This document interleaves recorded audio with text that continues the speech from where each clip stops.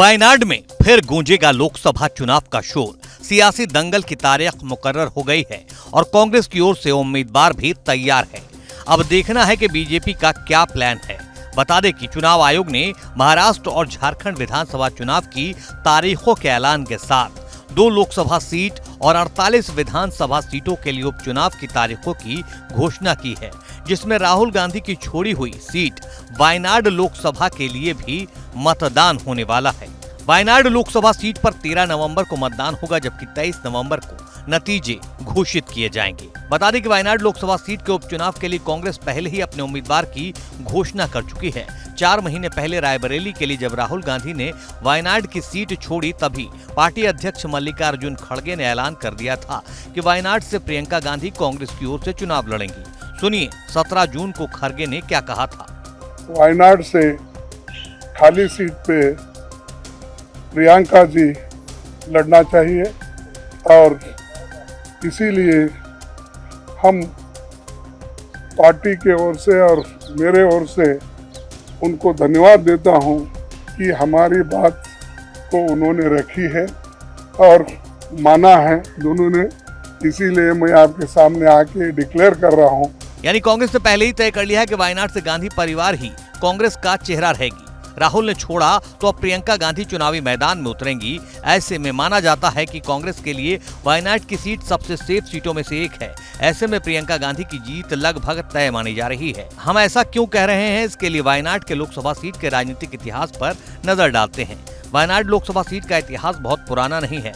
Wayanad Lok Sabha seat 2018 में अस्तित्व में आई, तब से अब तक इस सीट पर कांग्रेस का ही कब्जा है। 2008 में परिसीमन के बाद वायनाड लोकसभा सीट बनी। हम ऐसा क्यों कह रहे हैं, इसके लिए वायनाड के लोकसभा सीट के राजनीतिक इतिहास पर नजर डालते हैं।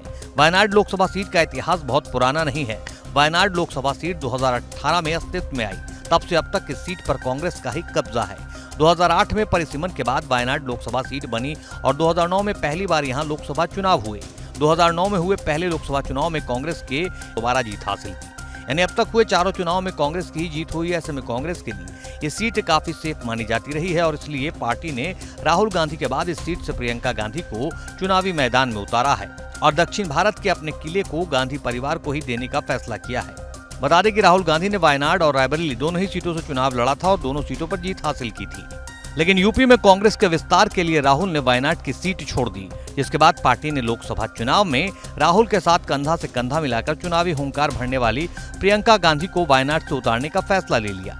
वायनाड के लिए उपचुनाव की तारीखों के ऐलान के साथ ही कांग्रेस कार्यकर्ताओं में अभी से भारी जोश है। अमेठी से स्मृति ईरानी को हराने वाले गांधी परिवार के करीबी नेता कांग्रेस सांसद किशोरी लाल शर्मा ने कहा वो खुद वायनाड जाकर प्रियंका के लिए प्रचार करेंगे। क्योंकि मैं अमेठी से हूँ, प्रियंका जी का जुड़ाव अमेठी, रायबरेली और यूपी से रहा है, तो वहाँ के बहुत से कार्यकर्ता, हमारे लीडर उनके इलेक्शन में पार्टिसिपेट करना चाहते हैं। ठीक है, तो निश्चित रूप से जाएंगे भी, तो और मैं खुद भी चाहता हूं कि मैं उस इलेक्शन का हिस्सा रहूं। बहरहाल अब देखना ये है कि प्रियंका के खिलाफ बीजेपी और सीपीआई एक बार फिर उम्मीदवार उतारती है या नहीं। हालांकि वायनाड का जातीय समीकरण कांग्रेस के पलड़े को ही भारी करता नजर आ रहा है।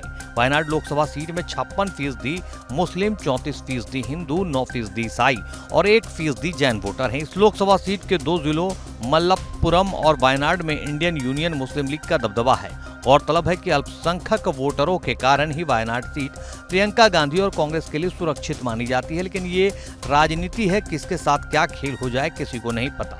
वायनाड के उपचुनाव का रन कौन जीतेगा ये तो 23 नवंबर को ही पता चलेगा। लेकिन आपको क्या लगता है, वायनाड में प्रियंका गांधी के जीतने के कितने चांसेस हैं और वायनाड के नतीजे दिल्ली को क्या बड़ा संदेश देंगे, हमें कमेंट करके बताएं। और देश दुनिया की तमाम खबरों के लिए देखते रहिए एबीपी लाइव।